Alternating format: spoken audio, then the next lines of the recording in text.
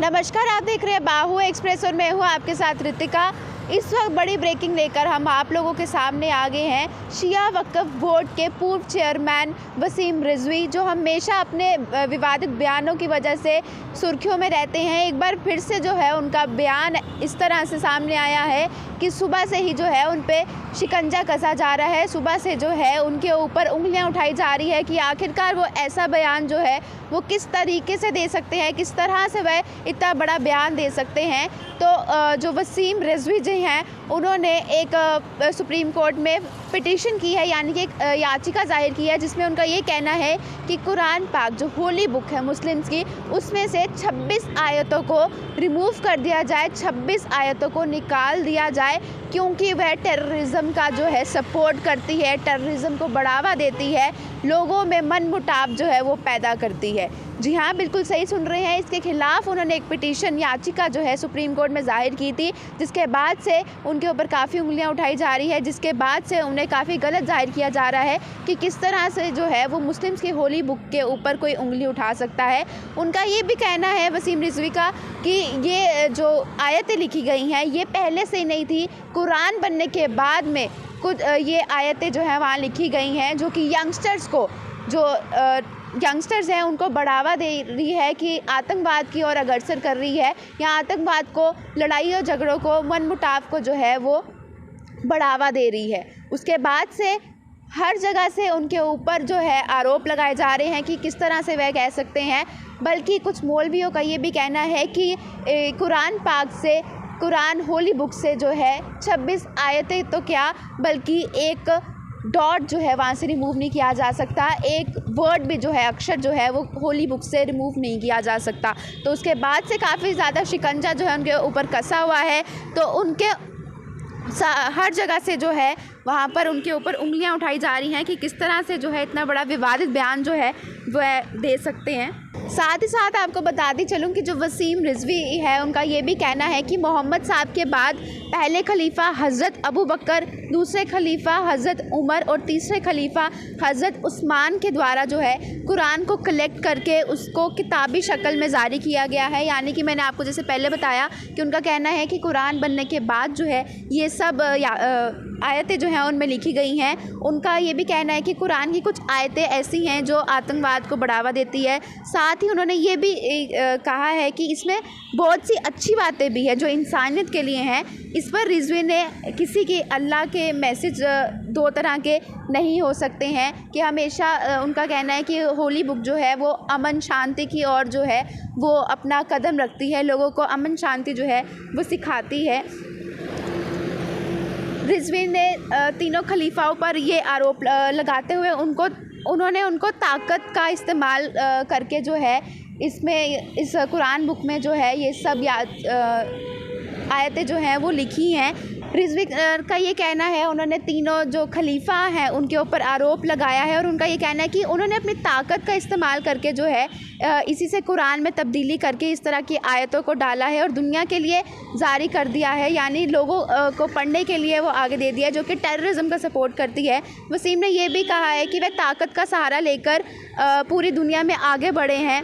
साथ ही रिजवी का ये भी कहना रहा है कि कुछ आयतों के ज़रिए ही आतंकी सबक ले रहे हैं और उनका जहन जो है वो कट्टरपंथी की तरफ जो है वो बढ़ता ही जा रहा है। वसीम रिजवी की इस याचिका के बाद मुस्लिम समाज में गम और गुस्सा जो है वो काफ़ी ज़्यादा देखा गया है, क्योंकि मुस्लिम समाज के बड़े नेताओं ने वसीम रिजवी की इस पिटीशन पर सख्त निंदा और विरोध किया है। शिया पर्सनल लॉ बोर्ड के प्रवक्ता मौलाना यासूब अब्बास ने वसीम रिजवी की इस विवादित याचिका पर बयान जारी करते हुए वसीम रिजवी की इस विवादित याचिका का शिया पर्सनल लॉ बोर्ड की तरफ से भरपूर विरोध जो है वो किया जा रहा है। विरोध जो है वो सुबह से ही उनके ऊपर हो रहा है, जब से उनके ये याचिका जो उन्होंने जाहिर की है उसके बाद से ही उनके ऊपर विरोध जो है वो काफ़ी ज़्यादा किया गया है, जिसमें उन्होंने ये कहा है कि 26 आयतों को जो है वो हटाना पड़ेगा। इसके अलावा ऑल इंडिया शिया पर्सनल लॉ बोर्ड के प्रवक्ता मौलाना यासूब अब्बास ने कहा है कि 26 आयतें तो क्या, कुरान से एक शब्द या एक बिंदु भी जो है वो नहीं निकाला जा सकता है। वसीम रिजवी जैसे लोगों के द्वारा सिर्फ इस्लाम को बदनाम किया जा रहा है, ऐसा कहना है मौलाना यासूब अब्बास का। कुरान पाक आतंकवाद की दावत देता है, ये कहना बिल्कुल गलत है। कुरान अमन का पैगाम देता है। उन्होंने कहा कि हमारे किसी भी इमाम ने किसी आयत को हटाने की बात नहीं की। कुरान अल्लाह की किताब है, ना कि किसी के घर की लिखी किताब है। तो किसी भी तरह के चेंजेस जो हैं वो इसमें बिल्कुल भी नहीं किए जा सकते हैं। साथ ही मैं आपको बता दूं कि सैयद वसीम रिजवी ने अपने इस विवाद के बाद जो है काफ़ी ज़्यादा चर्चाओं में आ गए हैं इस बयान के बाद कि 26 जो आयतें हैं उन सबको रिमूव कर देना चाहिए कुरान से। उसके बाद से काफ़ी ज़्यादा विरोध जो है उनका किया जा रहा है। उसके बाद Jammu Kashmir civil society forum chairman Qayoom Wani ji का ये कहना है कि किसी भी तरह का इल्ज़ाम जो है कुरान पे हम मुस्लिम कम्युनिटी या कुरान लवर्स जो हैं वो लोग नहीं सहन कर सकते हैं।